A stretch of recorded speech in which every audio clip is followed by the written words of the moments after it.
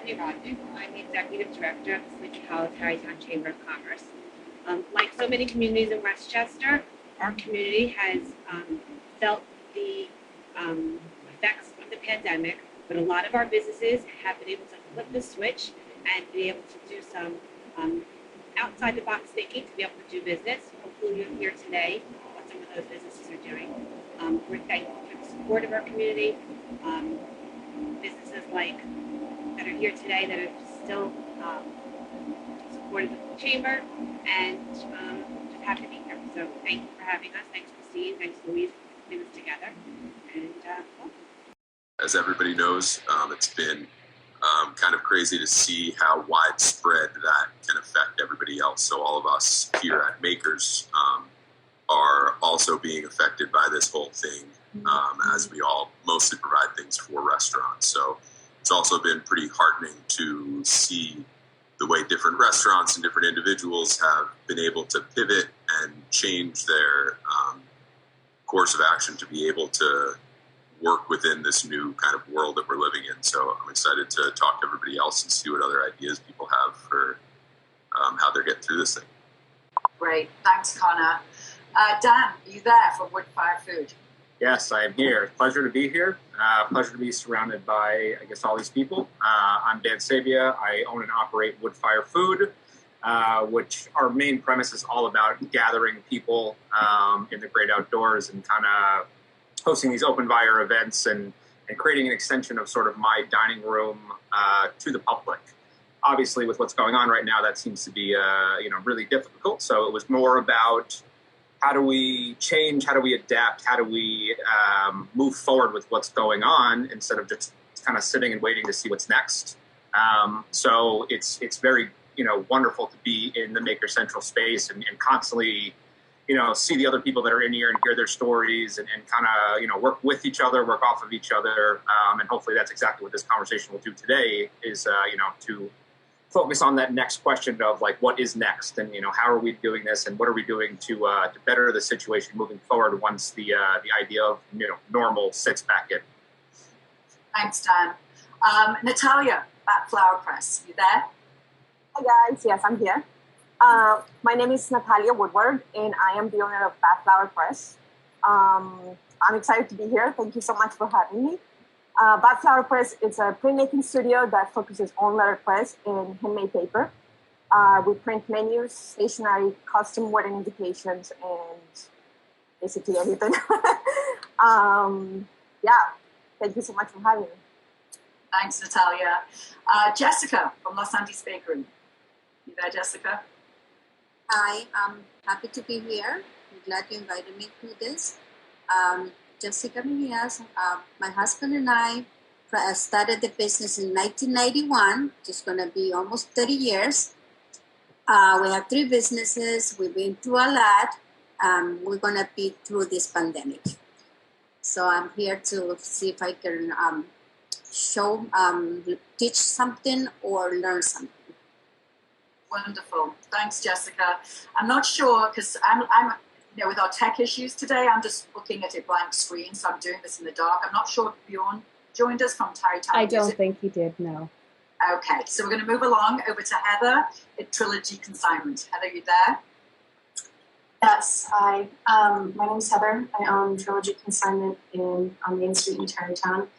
We've been open for 6 years, and we've been wanting to open an online store, and this was kind of forced us into it. So that's been an interesting experience. But I feel somewhat grateful to have the time now to dedicate to that huge project. We work with members of the community and sell secondhand items sourced from all over Westchester and some parts of Rockland and some from Company City. And we actually carry Bat Flower Press cards at our shop as well, which I love. And so, it's just been a really special community space. We've hosted workshops and adult crafting and things, and obviously all that stuff has had to come to a halt. But I feel really fortunate to be able to walk to the shop from my house, and I can, still go in and do whatever kind of work I can do. And we're just hoping that the online store can gain some traction and hopefully get some new people who don't know about us to check us out. So. I'm glad to be here. Thanks, Heather. Well, hopefully you're going to talk a little more about that when we have our discussion shortly, because that shift over to making your online is obviously a big deal, but one that will go through COVID and beyond COVID. So we'll talk about that a little more later. Dale, I'd like to invite Dale on from Goose Feather at Tarrytown House Estates. You there, Dale? Yes, I'm here. Can you hear me? I can. Go right ahead. Cool. My name is Dale Taldi. I am the owner-operator of Goose Feather Restaurant. We opened September 3rd of 2019. We've been open about 6 months. We had some great traction, and then all of a sudden this hit, and we're just trying to figure it all out. I mean, I don't really have a lot more to kind of put into that. Where to say it's a struggle every day is putting it pretty lightly. But we're making the best out of the situation, and glad to be here. Thanks, Dale. No, glad to have you. Yeah, and I'd love to hear more, again, when we go over to the group conversation, just about the whole effort that went into setting up the business, and just even the struggle of just kind of trying to get through this time as a new business and be able to continue on the other side. Molly from Fit In. Yes, I'm here. Great. Hi, I'm Molly from the Fit In Tarrytown. We are a small group training studio and personal training studio. We do all of that virtually now, but we also have our lovely space that we can't wait to get back open. We opened about 16 months ago with the hopes of creating group fitness that was thoughtfully programmed and safe and effective. We've built a really great community. We've got people in their late 20s up to their early 70s. We work with people with knee injuries, back injuries, postpartum, and we've really made our classes very welcoming and friendly. We cap them at 8 to 12, and I think it's something. Thanks, Molly. Okay, and last but not least, Sarah of the Swan's House. Sarah, you there? I'm here. Hi. Hello. So my name is Sarah Swan. I am the owner of the Swan's House in Tarrytown. And like Dale, unfortunately, we only opened our doors 6 months ago. So it has been a real blow. It's not exactly how we imagined our first year to go. But we, like Heather, we managed to launch our website last week. So it was a great opportunity to focus, a ton of time on that, because it is pretty overwhelming getting a website up and running. And the response that we've received from the community has just been amazing. I mean, I feel just overwhelmed with gratitude for all of the support and the love that we've received from everybody. We're just trying to stay positive. It's myself and my husband run the store. So we're trying to do this together and manage with our little 3-year-old at home as well. That's great. Thanks, Sarah. So I just want to ask, before we go into our roundtable discussion, we've asked Christine, because I feel like I'm doing a radio interview right now because I can't see a thing. So just bear with me, everybody. But I'm just wondering, Christine, if anyone else can see properly what's going on with this event, or if we just have basically a recording at this point. No, we know everything is live and everything is going great. And in terms of what you can see, you can control that in the top right corner of your own screen. And it won't affect what anyone sees on the live broadcast. That's just on me. Okay, so I don't have that control, but that's fine. We're moving on. I can do this. I'm just like doing a radio interview. We're all live, and I'm in the studio, and I can't see you. So, so bear with me. And as we move into this roundtable discussion, and a couple of you have mentioned some shifts we've done. Hopefully we can go a little deeper into that conversation, because obviously we all created our businesses with a certain mission in mind.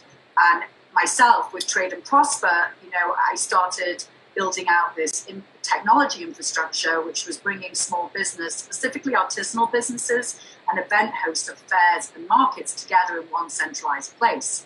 Well, then this happened. So there are no events. So that fell away and is sitting quietly until we get back to that. So I had to pivot, and I had to find a different way of bringing businesses and their followers together. So that being said, it was actually, in this terrible time, a great pivot, and it opened my eyes to new ideas that will carry on beyond COVID. So I want to ask each of you, and I'll call you out, to just describe just some of those pivots you've done during this time and what you've learned and, about your business and about how you're going to do business now and also carry it through as we get back to the new normal. So I'll ask Connor to come on first and share some thoughts on that. Hey, yeah, it's definitely been difficult. I find myself kind of flipping back and forth between being motivated and excited about having time to do new work and trying to figure out ways to pivot the business. So, like I said, mostly we've been making pieces for restaurants thus far, and we, similarly to a lot of the other people in the group, I shifted to opening up an online marketplace so that we could sell things to individuals in their homes. I have found that there's a small portion of people who, or a decent-sized portion of people who are working from home, who are still getting an income and who are kind of spending more time in their home than usual. So they're somewhat interested in purchasing pieces that will, make their home and make their kitchens look a little bit nicer. And then just trying to work with some of the different restaurants. I've been working with Dan Sabia as he's been delivering food and doing a lot of different things. He's been also working with a few other makers and florists and bakers. So just trying to collaborate with other people to make the best of this whole thing. And how have you, this is what actually I'd like all of you to touch on a little bit too, is the resources. Have you tapped into certain resources to help you just be able to sustain during this time and get through? Yeah, we applied for a few of the different things, the economic disaster relief loan, and we were able to get that. The PPP is difficult because I had to send all of my employees home when this started, as most people have. I'm allowed to operate personally because now I'm only a one-person operation, so luckily I can be in here making. But something like the PPP, the Payment Protection Program, doesn't work for me because I'm forced to bring employees back or use that on payroll, and I can't bring my employees back. So there's this weird little catch-22 that I found for a bunch of other places have similar issues. That being said, in terms of other resources, a lot of just talking to other people and seeing how other people are dealing and coping with this. We're constantly sending different grants and different loan opportunities back and forth between each other here at Maker Central, which has been really helpful. But yeah, it's just trying to talk with other people to figure out the best way to get through this thing. Yeah, and it changes daily. Dan, I'd like to invite you on now. As somebody who has a business that was all about the experience, in-person experience, what challenge have you had adapting to this? I think it's, the answer is everything. Everything became an issue all of a sudden, and it just happened so fast. And, obviously we're to the point where we're entering the summer, we're entering the fall, which is really where, this business kind of does all of its work. And now we're just kind of sitting here waiting. So the idea, I guess, behind this company was always about to bring an extension of my home to people, no matter where we were, how many people it was. And I'm used to facilitating between 80 to 400 people at a table. And obviously, that's not an option right now. So to continue that idea of extending my home to other people, what it's all about, okay, well, in this time of fear, in this time of worry, in this time of concern, the one thing that matters the most is really that perfectly home-cooked meal, or that meal that kind of brings comfort and brings atmosphere to everybody around you. And I have been extremely fortunate enough in the past, year and a half, almost 2 years now of running this business, of being surrounded by some of the best artisans in this community. I had the opportunity, obviously, because I don't have a single restaurant. I don't have a brick and mortar that holds me to one place. I can pick up and I can travel wherever I go.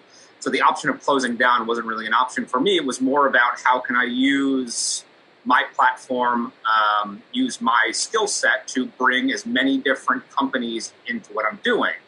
So the idea of, doing home delivery is was a crazy idea when I first started it, but now it makes more sense every week that we do it. And we're only doing it 1 or 2 days a week.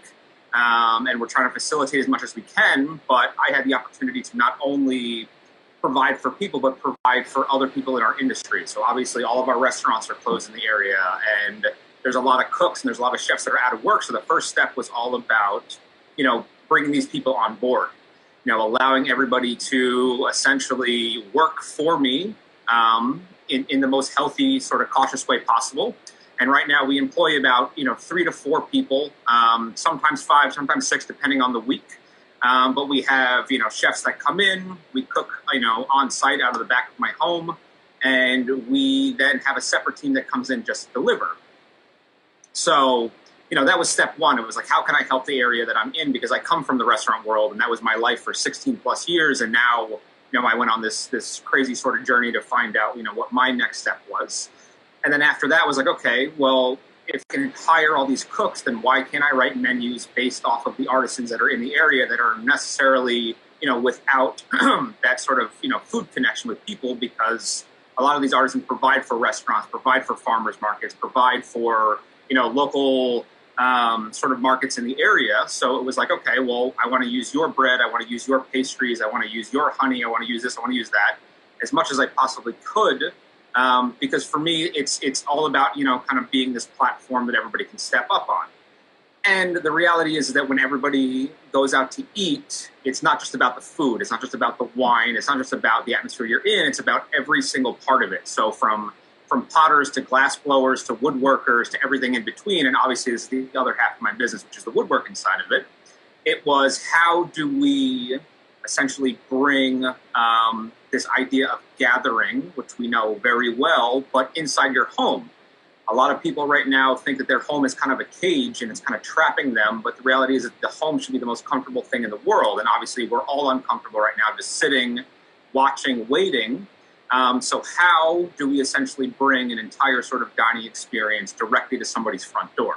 So we started reaching out to florists. We started reaching out to, obviously, Connor, everybody within this space here, to be like, we want to provide you a Friday night meal that involves every single aspect of what the restaurant world is. It's exhausting. It is really, really exhausting to kind of do this every week and try to create this idea of comfort for a lot of people. But the idea is that, like, without this, what else is there? We want everybody to feel safe. We want everybody to feel comfortable, but we also want everybody to still have that weekend experience of, like, we go out on the weekends. We want to, have the perfect date night, the perfect family night. We want to focus on all of that.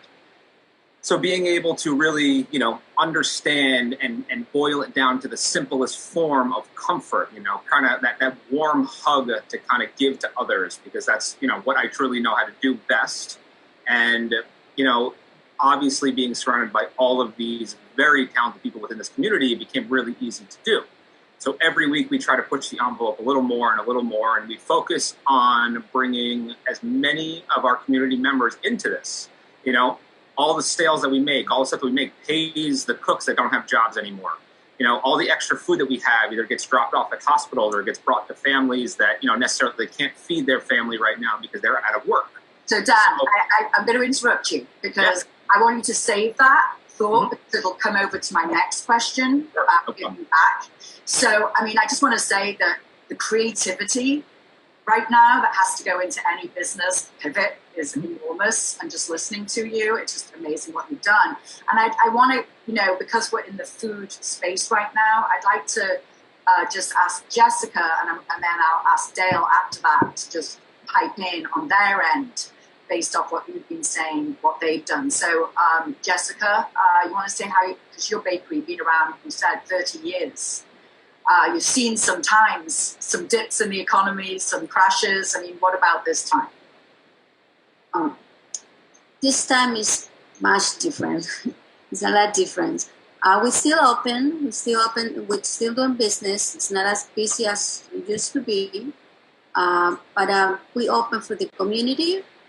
And it's really tough because everybody's scared. Everybody needs to eat at the same time. And I'm representing the Latin community in Sleepy Hollow. It's more than 50% of Spanish community. So in our tables always has to be bread and coffee time. I've done signs, keep your distance. I draw on the floor, the X. I put only 2 customers at a time. I also, they can do shopping online, so we have the order ready. I don't do deliveries, but I've done it this time. People who can get out of the house, I deliver it myself. And trying to keep my employees busy also. Everybody's working. I cut hours though, like we split in the hours. Yeah, we all are healthy and willing to work and help the community in any way. Well, I'm sure being a long-standing business owner in the community, people reach out to you and want to come and get products from you because they have for so many years. Jessica, did you apply for any grants or government assistance through this time? Yes. Well, my husband is the one who took care of that, and he did. It was really hard because the system is always down and doesn't go through. But I think he managed, and yes, he did. Yeah, not easy. Thank you, Jessica. Dale, now this is the polar opposite. You're a brand new business in Tarrytown, Goose Feather. Obviously an enormous project getting it up and running. And what, you opened for 6 months for this? Yes. Yeah. We opened September 3rd, a day after Labor Day. It's the complete renovation of the entire property was somewhere in around $18 to $20 million between me and my partners. Goose Feather was the last phase of the renovation, and there's obviously a lot of time. Probably about a year of planning to go into the opening. Met Dan Sabia, and we did our opening party with him. That's how I kind of got into this community, and we're super happy to be part of it. We have tons of momentum going into this season, coming out of winter. The property has a large outdoor space, which we were banking on being part of events and rehearsal weddings and tons of just a lot of events that were being booked through the space, and then obviously all that kind of fell to the side, and we're having to reschedule with hopes of getting them done later on. But we are a more casual fine dining restaurant, we'll call it. So we had no plans of doing to-go or delivery or takeout until this happened. We were looking maybe down the line just because of the style of food that we were of doing something like takeout and delivery, but this really forced our hand. It's not been easy. We're barely making it work, and I was talking to other chefs in the industry, and it's like, is it worth it? We're trying to do our best to keep to keep it even, and I think for me right now, it's worth it to keep employees working. But the reality is from a financial standpoint, we're not making it. But as long as our employees right now are getting taken care of, right now, I think that's the most important. We cut our staff from 49 to 5 people. So it's kind of what we're doing right now. Very difficult. I mean, Dale, I know that you have a very strong social media following, personally and with the business. Are you utilizing that space at this point just to keep in front of people? Yeah, no, absolutely. I think my partners had floated it out there. They go, you're from a financial standpoint, this isn't working. Does it make sense for you to keep open? And I said to them, I go, my response was, the momentum that we had obviously is slowed, but what we can't do is get out of people's eyes. Where we have to stay in their minds. We have to stay in their, we have to stay on Instagram, we have to stay on Twitter, we have to stay on we have to use these platforms to remind people that we're here, and when this is all over, we're gonna be open and ready to serve you with a smile and same hospitality, and maybe in a different format. Utilize our outdoor space even more, because I think we all understand that our businesses won't be the same after this. We have to be ready to reduce seating, reduce capacity. We have to be ready to have disposable menus. It just came up to me the other day that our wine list is 10 pages long on a leather-bound book. What are we going to do with that? We'll probably reduce the size of our wine list so we can hand someone a sheet of paper and then it literally will get thrown out next day or the same after they use it. So, yeah, a lot of adjustments. Yeah. But we want to be ready for those adjustments when we're open. Well, I mean, I think that's one of the positives through this time is the fact that, there actually is that time to think about it and take each day and each change and just kind of adjust to it, get used to it, and then adjust to it and have that opportunity and actually the bandwidth of the mind to be able to think about this and plan accordingly. And yes, social distance dining, I'm sure that's going to be right up there first thing once things start to trickle open here in New York. Thanks, Dale.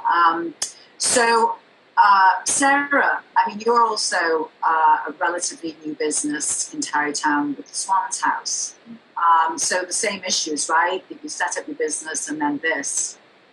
Yeah, absolutely. When we got our store space, it was just, an empty concrete block that we completely renovated. And it was our goal to create a really beautiful experience when you come into the store.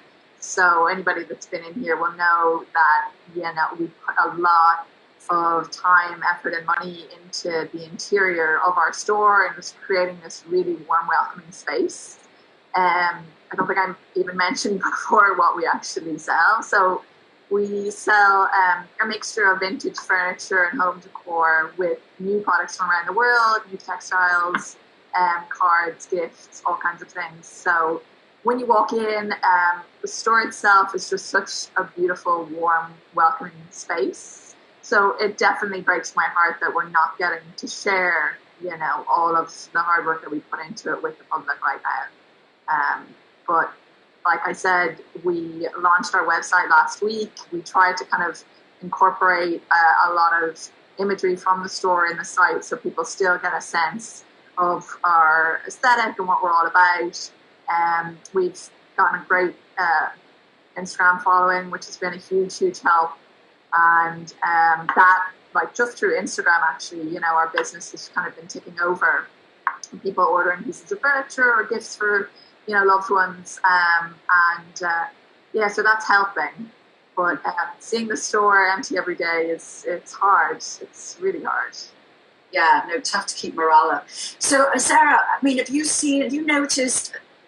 We hosted a NIAC Live event a couple of weeks ago, and it was really, like every week it's different, and we're adjusting to this. So it was very different a couple of weeks ago.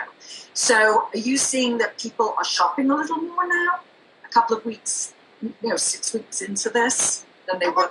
It's been pretty consistent for us. Because we only launched the website last week, we definitely had a real, immediate, fast response from people. And before that, we were just kind of doing story sale on Instagram, which we're ticking over, but the website has definitely picked up the business. But it remains to see because we're still so early in terms of our launch. We just hope that we can keep that momentum going. It's hard to know for sure only a week into it. But we're so lucky to have such a close connection to the city, being, that there's such a massive population in there and there's so many people still working. That I think is a real lifeline for us, that we're not, just kind of trying to tap into our smaller communities. We do have the reach of New York City and few surrounding cities. So that has been a big help. Just trying to reach those customers and those people and let them know that we're still here, we're still going, we're still trying to keep business alive. One of the hard things for us is because we sell vintage pieces, we thankfully had a decent backstock. When we decided to open the store about a year before we actually opened our doors, we aggressively sourced a lot of pieces. So we actually rent a space behind our store where we have a lot of backstock. But we are, we're tapping into that every time we make a sale, and our stock goes down and down. So we're unable to source new pieces right now. So we're trying to figure out a way to continue our sourcing in a safe way. We also have orders still arriving that we placed before all of this started from new vendors. So we have new products coming in that we're trying to promote and let people know that, we have all of our spring arrivals coming in. So there's kind of a little bit of a balance that we're trying to reach with our new product and our vintage pieces, just to make sure that the store and the stock can all remain strong and so people actually have something to shop. Well, you certainly have some resources right here on this chat, right at your fingertips locally. So it's a good opportunity to do that, to keep your store full. So thanks, Sarah. Well, Heather, Trilogy Consignment. So you've been around a long time, right? Long-ish, yeah, 6 years. And similar to Sarah, I'm struggling with figuring out how to continue sourcing in a safe way. Because I bring things in from people in the community. We're not buying new things. We're not sourcing new merchandise. It's all secondhand. So we had a full store when this happened, and we've slowly been moving through it. But we're beginning now to look at how much was left over from the winter and wanting to bring in more seasonal stuff. So that's definitely been on my mind more recently. And I've applied for several grants, the PPP, the EIDL loan, and have not had even my stimulus check come in. So I'm really at a point where I don't have a lot of employees, but I would like to maintain them and there's work for them to do. If we are photographing things and adding it to the website, then there's work for them and they can do it from home. So keeping them on payroll is something I would very much like to do, but I'm incapable of that right now. So, I think for how we've been trying to, I think I've had a hard time figuring out what my role is right now in terms of the community and maintaining the sense of community that we had built while we were open. And because so much of it has to do with gathering and providing a safe and joyful space where so many of my customers would come just to replenish their energy and feel, just calm again and get away from their family or get away from work or, just have an opportunity to touch beautiful things. There's so many people who have shared what this store means to them. And so it's been a challenge. I'm having, I think that for us, we just recently redid our window. My friend Jessie works for me, and she's an absolute whiz and a marvel and has created this gorgeous, inspiring window. So hopefully people will, who are walking down Main Street, locals, have something that will make them feel happy and inspired and connected. So just trying to kind of keep things going on the online stores is where we are. Just trying to think of I've been doing deliveries as well, which is nice to get out of the house and just safely bring things to some of our locals who purchased on our website. Yeah, thanks, Heather. The sourcing is definitely an issue. You're just listening to both you and Sarah, and just then thinking about the food industry and the fact that fortunately we're coming into the season of it's growing and things being sold, produce that will be available on a local level to be able to continue. So certain businesses are going to be able to sustain through that, and then others are going to struggle being able to get their supplies for what they need for their business type. Natalia, Bat Flower Press. I know, Natalia, that you because I came to Maker Central just before all of COVID, and we sat and did a roundtable. I listened in at one of your meetings, and I know that you were working in the city. You were at MoMA, and you were also running your business, Fat Flower Press. So share with us a little what's going on for you now. I was I was an art handler at MoMA for just a little over 2 weeks. I just had started my job there. I did it previously a few years ago, but when the museum closed, they had to obviously let me go, and I had my business, which was a good opportunity for me to focus on a lot of the stuff that I wanted to get done, and I wanted to improve on, such as making paper. So it was a very negative aspect because of I love MoMA, and I also was getting a paycheck, and that was wonderful. But it was good because I had time to dedicate and make stuff that got to a point where it was complete. I applied for the SBA as well. But since I'm a small business and I recently started, and it's just me, I didn't really get a lot of money, but it was enough for me to help me pay some bills that I've had. Right, and you're selling online? Yeah, so right now I'm in the process of finishing my website, which should be done next week, hopefully. Every time I'm trying to put more and more into it. But currently I'm selling through the Maker Central website, the Makers Market, and that's been going really great. I've gotten a lot of positive feedback, and a lot of people are really supporting me, so that's wonderful. So it's good. So far, so good. Good. I'm glad to hear it. And Molly, from the Fit In. Molly, what's going on for you guys? We were really fortunate in that a couple of days before we were told to shut down, we just test ran a Zoom class for free, and it went really well. And so when we were shut down, we just loaded the schedule with them. And we transferred all of our one-on-one sessions to Zoom sessions. And I think for fitness, there's so much online that we really needed to do something to make us a little unique from the Beachbody and all of the stuff out there. So that's why we continued to cap our classes within Zoom so that we could still say, hey, Sarah, lift your chest, pull your shoulders back on that. Is that bothering your knee? Let's shift to a different exercise and really pay attention to our members. We were really fortunate in that we just kind of shot a message out to our community, and we're like, this is what we're going to be doing. And they were like, great, let's do it. Because we knew we needed them.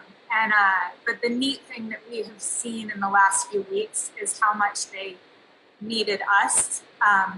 Because exercise and having an outlet is so important right now.